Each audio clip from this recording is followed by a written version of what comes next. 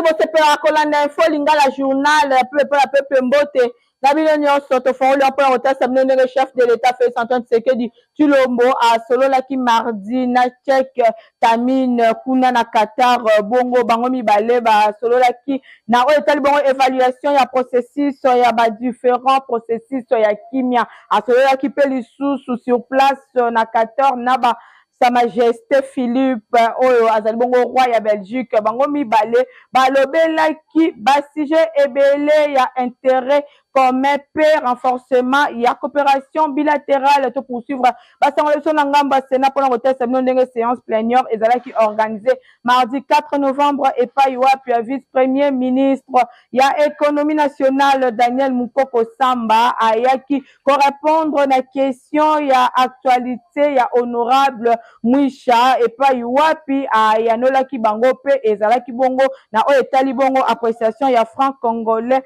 par rapport ya dollar américain. Nabo Kambemi ya président ya Sénat Jean-Michel Samalkonde Kenge nde Sénat examina qui au cours ya plénière kuna na palais du peuple question ya actualité ya sénateur Janvier Mwisha Kasiwa oyo adressé kango epa ya vice premier ministre en charge ya économie nationale Daniel Mukoko Samba question oyo ezalaki centré na appréciation actuelle ya franc congolais par rapport ya dollar américain. Sénateur Mwisha atalisa ki préoccupation na ye ya appréciation ya franc congolais oyo ezali constaté na marché de change pendant que population a perdre bongo pouvoir d'achat na ye ezalaki question ya koyeba ba mécanisme nini etiami en place na gouvernement pe na banque centrale po na ba aboutir na appréciation ya franc congolais liboso ya dollar américain. Vice-premier ministre en charge ya économie a etalaki ba mesures économiques importantes oyo ezomaki na gouvernement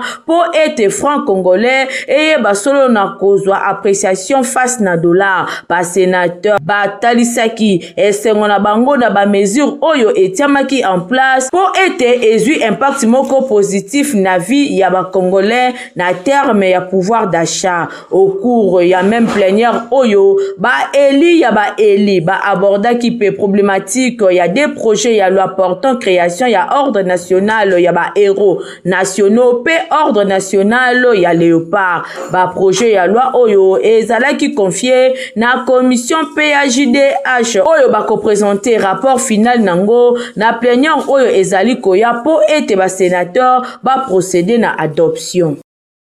Na Assemblée nationale, le rapporteur Jacques Njoli a publié Kibongo mardi 4 novembre calendrier, il y a élection, il y a président P, il y a rapporteur adjoint, il y a Assemblée nationale héritier Mapindem. Porte-parole, il y a chambre basse, il y a parlement, le professeur Jacques Njoli et Senge Kelly, au nom, il y a bureau, il y a Assemblée nationale, a procédé qui n'a annonce officielle, Mokolo, il y a mardi 4 novembre 2025, il y a calendrier respectif, il y a élection, il y a président, il y a Assemblée nationale, puis rapporteur adjoint, pour compléter, membre, il y a bureau, il y a chambre, passe, il y a parlement, publication, il y a calendrier, oyo, et intervenant qui, après conférence, il y a président, oyo, et Salema qui n'a marge, il y a élection, Nanzela, il y a président AI Isaac Jean-Claude Tshilumbai Moussao.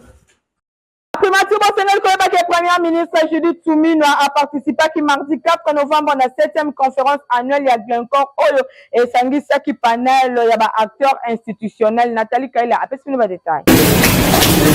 Premier ministre Madame Judith Suminwa Tuluka azwa qui part na 7e conférence annuelle ya Glencore. Rendez-vous Oyo et comment incontournable pour le secteur minier national. Événement ezalaki organisé na Kinshasa et Sangisa Kibongo ba acteur institutionnel, économique et industriel autour ya thème assurer avenir de normes mondiales à l'impact local. Bosimba Ketangu ba benga kiye chef ya gouvernement a exprimé qui contribution au secteur minier na économie nationale ou est évalué na 2 milliards de dollars américains.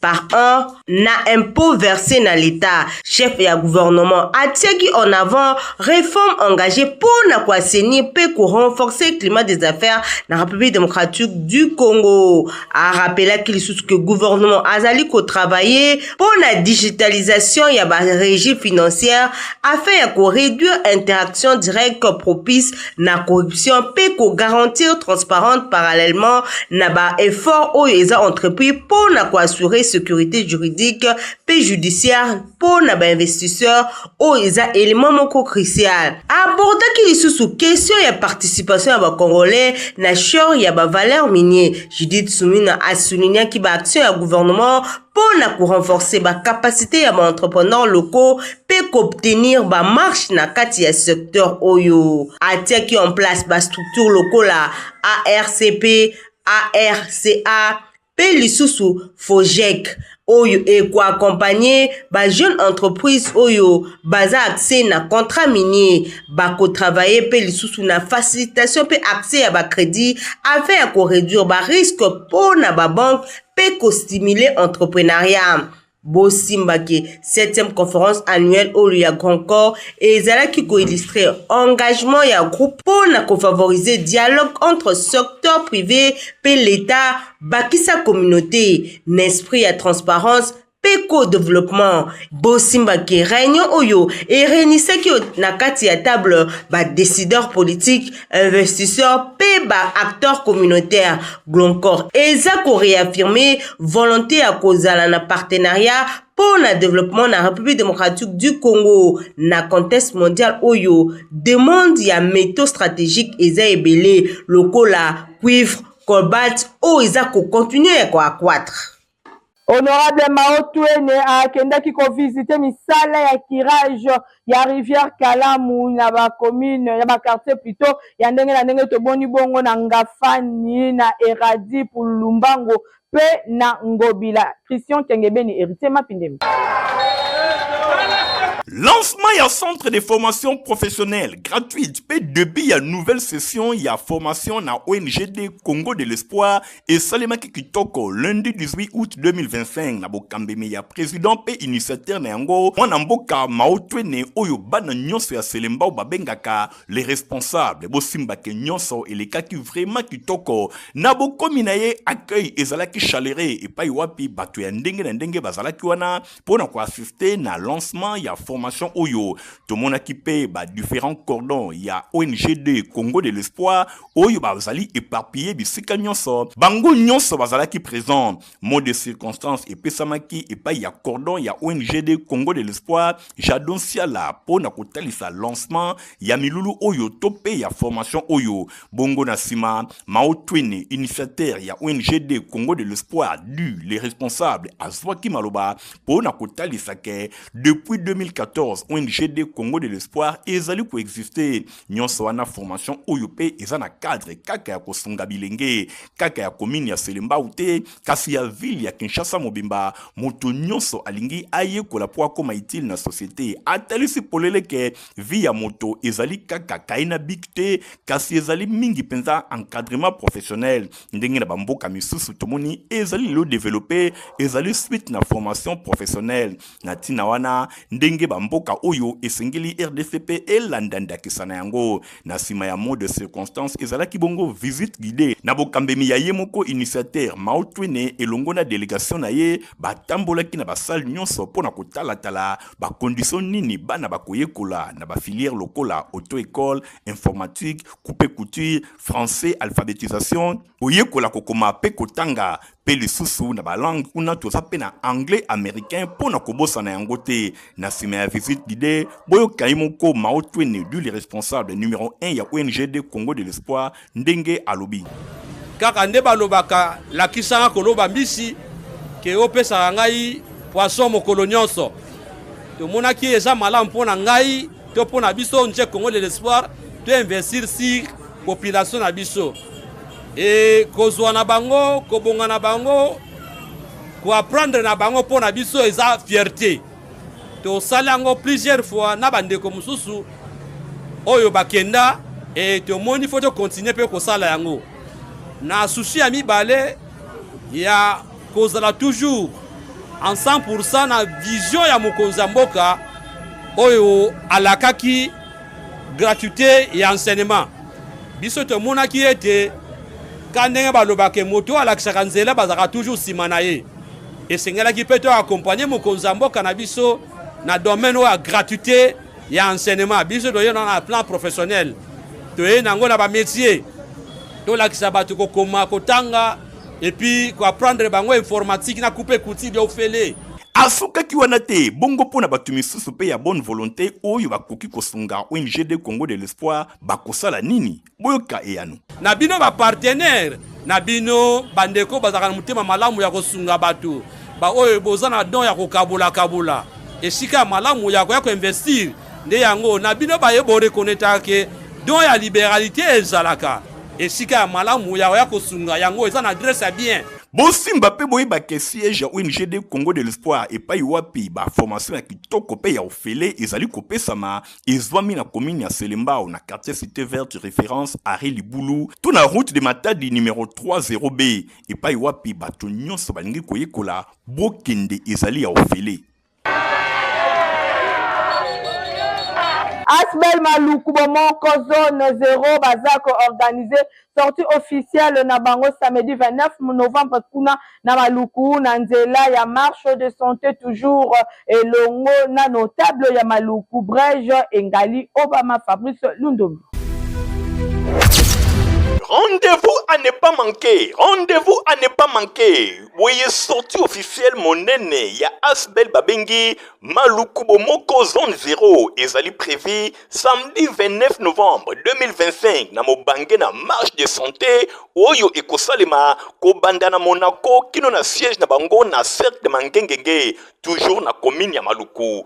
Bana nyonso ya Maluku oyo bazali intéressé na Asbel oyo rendez-vous kaka moko samedi 29 novembre 2025 yoka malamu pe kanga na kati ya marche oyo yepe azali membre ya Asbel oyo Maluku Bomoko zone 0 ezali nani Brege Engali Firi Obama le lion de la ville le véritable moine commune ya Maluku yepe akozala de la partie. Bonjour la famille Bomoko zone 0. Juste nous rappeler de la date du 29 novembre 2025.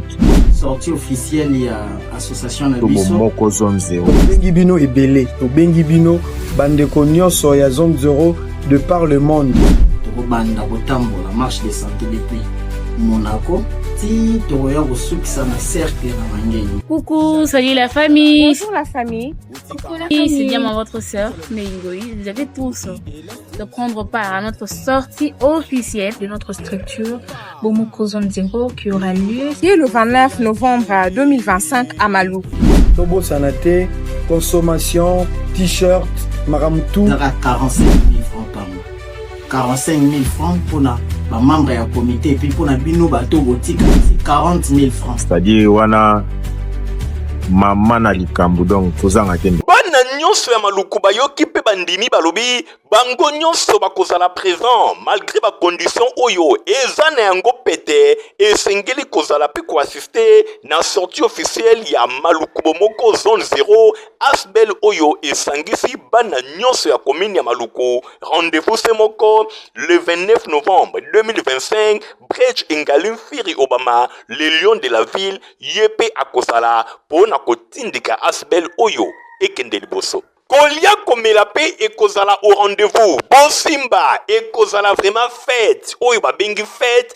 Bana nyonso ya Maluku basangani bakosangana pe bakozala toujours liboke na Asbel na bango Maluku Bomoko zone 0. La fête commence déjà.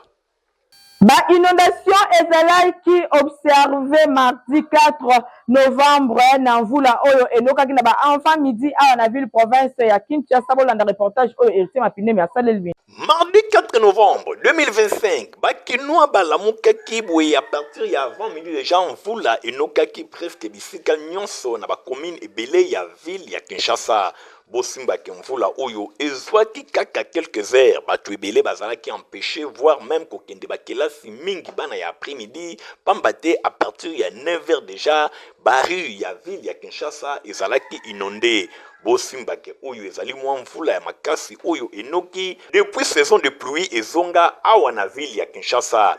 Kasi soki otamboli na bacoin ebele ya ville ya Kinshasa pendant pluie oyo to pe na nsima na yango ezali eloko ya pasi pe mawa pamba te baaveni ebele ekomaki lokola barivière misusu ekomaki lokola balac voire même bari to baaveni minene ya ville ya Kinshasa mituka moyen ya koleka ezalaki lisusu te. Toyebi te soki ezalaki kaka makadam to pe ekomaki barivière. Nyonso wana ezali kotalisa eta ya nyonso wana ezali kotalisa eta ya voirie awa na ville ya Kinshasa.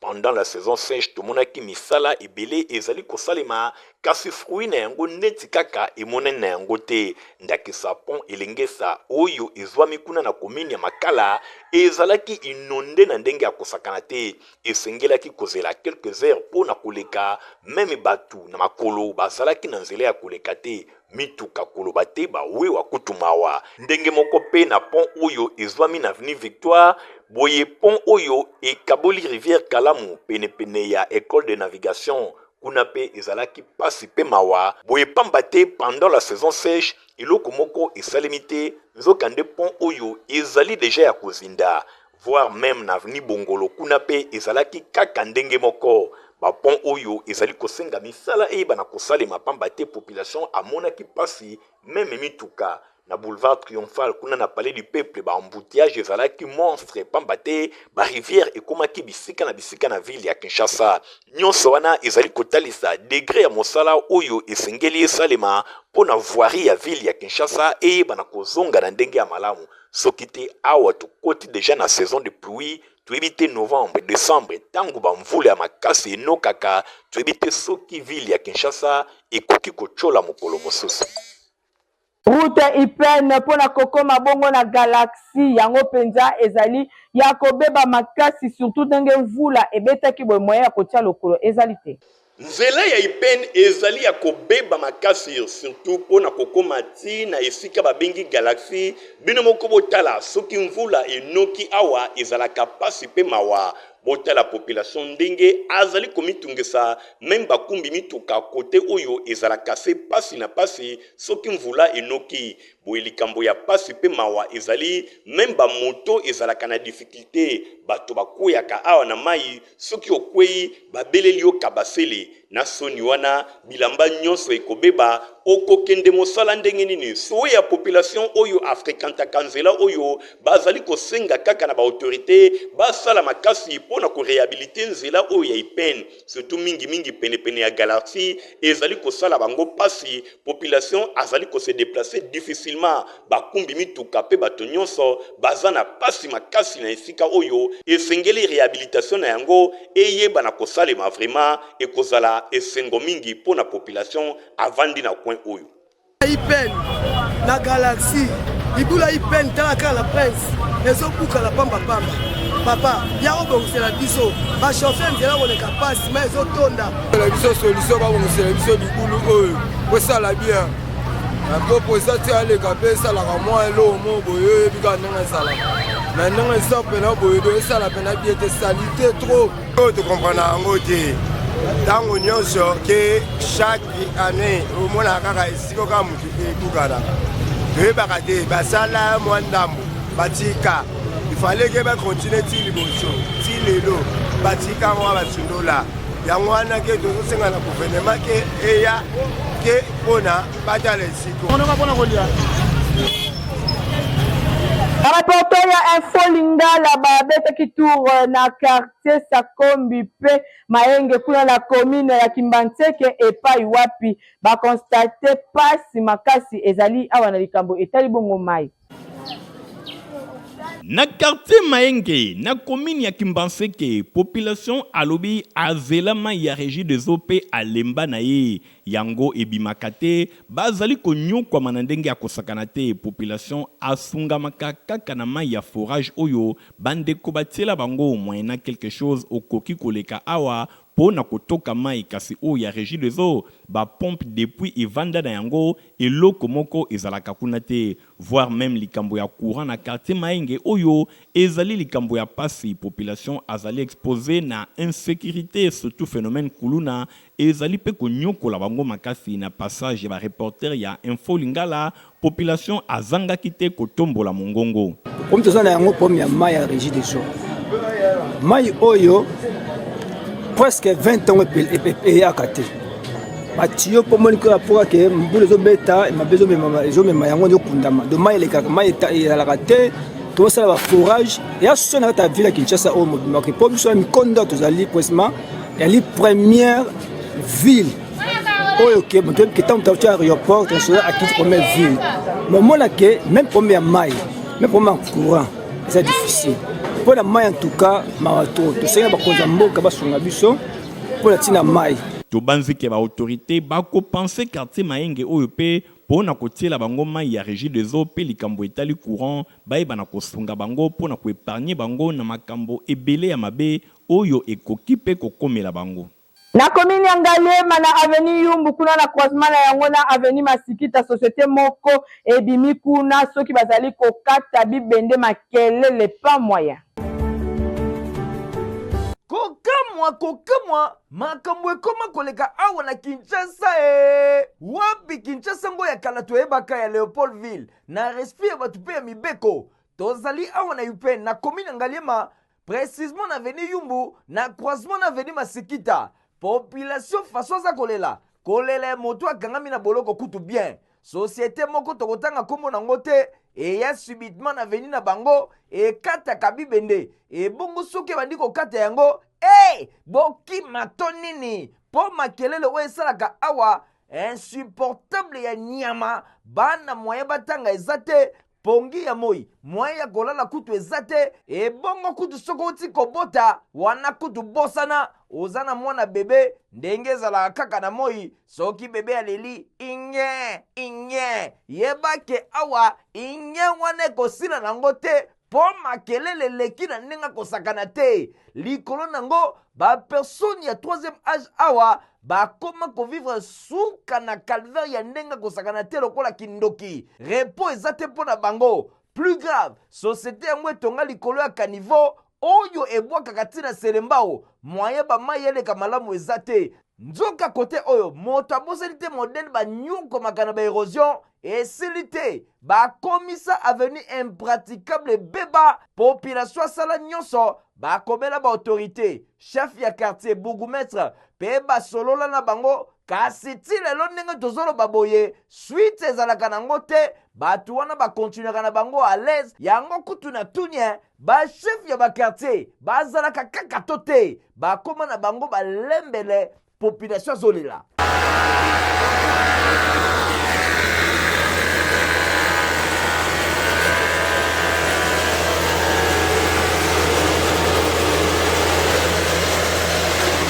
Population ya avenue Yumbu asengisi na bakonzi ya mboka batalela bango situation oyo po bourgmestre pe chef ya quartier bakoma na bango balembele soki pe si balesa bango toyebi te na ndenge kinchweki bayebi situation oyo bien kasi solution moko emona na kateti lelo yango tosengi na gouverneur ya ville ya Kinshasa papa Daniel Bumba otala situation ya population ya avenue Yumbu awa na croisement na avenue Masikita malamu po soki te batu awa bakokima batiki mapangu polele neti na kati ya guerre boye te trop c'est trop.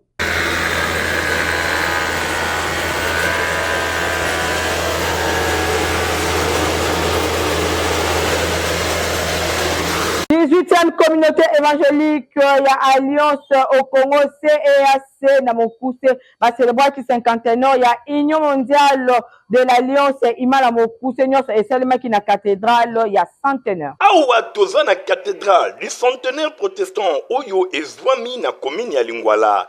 Wapi epai 18e communauté évangélique ya Alliance au Congo CEAC na Mokuse asalisaki dimanche 19 octobre 2025 eleki milulu ya kafu pona ko célébrer cinquantenaire ya Union mondiale de l'Alliance Imana Mokuse. oyo esangisi mangomba nyonso ya Alliance Ndakisa CAC. Évangéliste itinérant honorable Nerombungu oyo azali bongo mwana ya communauté ya Église du Christ au Congo ECC azalaki pe wana na célébration oyo esalemaki bongo na bokambemi ya président ya Human Mondial révérend Yura Yanagiara. Boenamo ya ouverture ya milulu oyo président et représentant légal ya 18e communauté évangélique de l'Alliance au Congo révérend Marcel Bundabunda asepelaki makasi na ndenge makambo elekaki pe asalisaki lingomba ya CAC yango nde communauté ya yambo ya Human. Révérend Marcel Bundabunda aprofitaki na occasion oyo pona kosenga ete kimia ekota na mboka na biso République démocratique du Congo pamba te ba congolais oyo bazali na insécurité na est ya mboka bazali bato na nzambe akela bango na image na ye. Omoni ke touti ko kembela 50 ans na soko tangi makomami ezali temps ya jubilé libération do bayo oyo baza ya kokanga esengeli bazala bosomi yango wana tosengaki ete batika kobombama na nsima ya population bo basala massacre na bapopulation ya RDC pamba te bastoyen ya RDC bakelami aussi na image ya nzambe bazali na badroit pe bazali tosengeli korespecte bango baye oyo batia maboko po bayokisa bana Congo pasi babenda maboko na bango pamba te nzambe basakanaka ye te pe peuple na ye basakanaka yango pete. Nangambo na ye président général ya balaïque ya 18e CAC Diacre Claude Mbumba Mabika azangaki pe maloba te. Azali mokolo ya esengo mokolo ozali kosepela 50 ans d'âge ya existence ya IMA Union mondiale de l'Alliance pour la carte de communauté na biso évangélique de l'Alliance la CAC la 18e na carte ya SCC de kosepela 50 ans Buta existence ya famille na biso ya Human.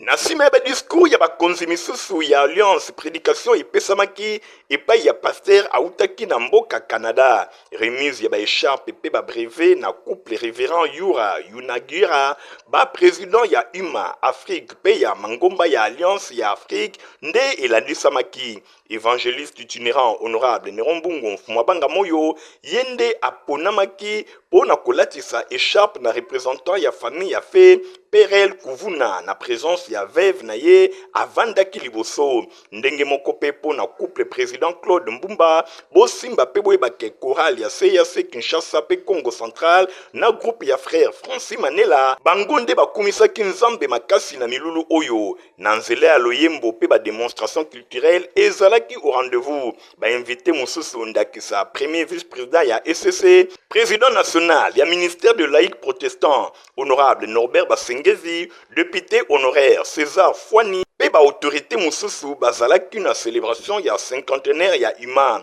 ezalaki pe marqué na gâteau d'anniversaire oyo ebongisamaki na occasion oyo epai ya couple révérend Yura yangonde efongola kinzela pona kobanda ko se servir en tout cas fête oyo elekaki motiva peza potopota kitoka toza mwana yo pe koki komela yango. Protivap encore et toujours. Oyo mama bituna tuna ayeba kateti rero apesa mwana ye bire. Ebe na santé kitoko boye. Olesaka ye nini? Aliaka Protivap. Soka ba mama nyonso batimbe ya Protivap potopoto kitoko pona ba bébé pro. Mama soma ye. Mwana na ngai depuis abanda kolia akoli boye. Aliaka kaka Protivap. Protivap. Protéine, vitamine, énergie. Azama yele na classe abela kabela kate alimbaka limbaka te. Ba maman, félicitations na bokoneri bana. Protivap, facile à digérer et nourrissant. Ezana, protéines, vitamines et énergie. Hey, bébé na yo kitoko ninyo esaka. Ba ba inga kango, santé kitoko nzoto makasi. Matemi disa, mama letsa mwana. Sukana mbimbi, oye sukana mbimbi. Protivap, pra bébé. En tout cas, na élément ONDP 50 na boucler journal pour la peuple ceux qui s'appellent qui n'ont pas merci. Na Nathalie Kala Kapenda oyo akumbela ki édition na sima caméra tozalaki na Igor Ntingi montage sima makina Christian Kengebe ni pe Fabrice Solundo bi journal la peuple ezaka supervisé et pas hérité mapine mbande ko botika la malam. Au revoir.